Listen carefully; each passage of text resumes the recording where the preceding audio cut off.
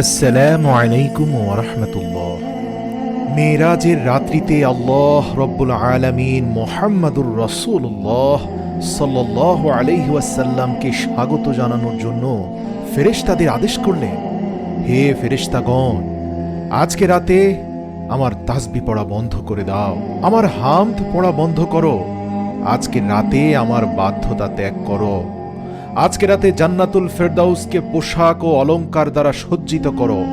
হে জিব্রাইল, আমার এই বার্তাটি মিকাইলকে শুনিয়ে দাও, সে যেন রিজিকের চাবিকে নিজের হাত থেকে নামিয়ে দেয়। ইসরাফিলকে বলে দাও, সে কিছু সময়ের জন্য তার কাজকে বিরত রাখে।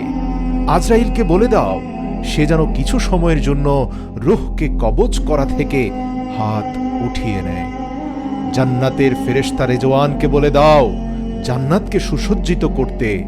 মালিককে বলে দাও, সে যেন দোজখের দরজায় তালা লাগিয়ে দেয়। উন্মুক্ত রূহ যেগুলো বিচরণ করছে তাদেরকে বলে দাও, রাস্তা থেকে যেন সরে দাঁড়ায়, আর তারা যেন সকলে জান্নাতের মহলের ছাদের উপর দাঁড়িয়ে থাকে। জান্নাতের ছাদের উপর এমন ভাবে খাড়া হয়ে যাও যাতে করে এটি বোঝা যায় যে তোমরা রব্বে কারীমের হাবিবের জন্য অপেক্ষা করছো। সুবহানাল্লাহ। মাশরিক থেকে মাগরিব পর্যন্ত যতগুলো কবর আছে তাদের কবর থেকে সাময়িক সময়ের জন্য আযাব তুলে নাও।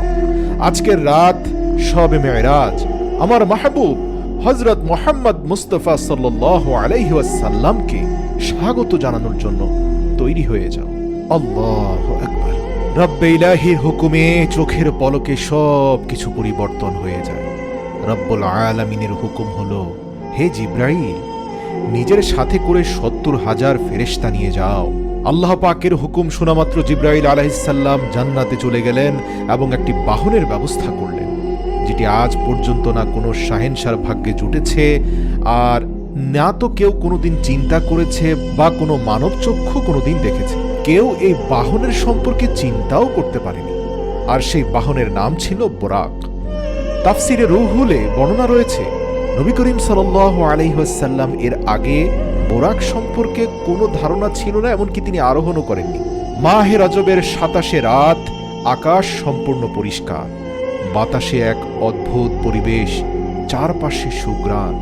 রাত্রি ধীরে ধীরে নিজের ইচ্ছে মতো তার গন্তব্যস্থলে অতিক্রম করে চলছে। নক্ষত্ররা নিজের ইচ্ছা মতো খুশিতে ঝলমল করছে। সম্পূর্ণ পৃথিবী নিস্তব্ধ, চুপচাপ হয়ে গিয়েছিল। এমন সময় একটি আসমানি দুনিয়ার দরজা খুলে গেল, আর ঠিক সেই সময় হযরত জিব্রাইল আলাইহিস সালাম তার বিশাল নুরানি ফেরেশতা বাহিনী নিয়ে বোরাক সমেত রাসূল সাল্লাল্লাহু আলাইহি ওয়াসাল্লামের সামনে উপস্থিত হলেন। জিব্রাইল উপস্থিত হয়ে কোনো কথা না বলে সোজা দাঁড়িয়ে থাকলেন, কারণ হাবিব আল্লাহ চোখ বন্ধ করে হৃদয়কে প্রশান্তি দিয়ে আরাম করছিলেন। হযরত জিব্রাইল আলাইহিস সালাম হাত বেঁধে দীর্ঘক্ষণ দাঁড়িয়েছিলেন আর ভাবছেন, যদি শব্দ করে তাকে জাগ্রত করি তাহলে হাবিব আল্লাহর সাথে বেয়াদবি হয়ে যাবে। তিনি চিন্তা করছিলেন, রাসূল সাল্লাল্লাহু আলাইহি ওয়াসাল্লামকে তিনি জাগ্রত করবেন কিভাবে।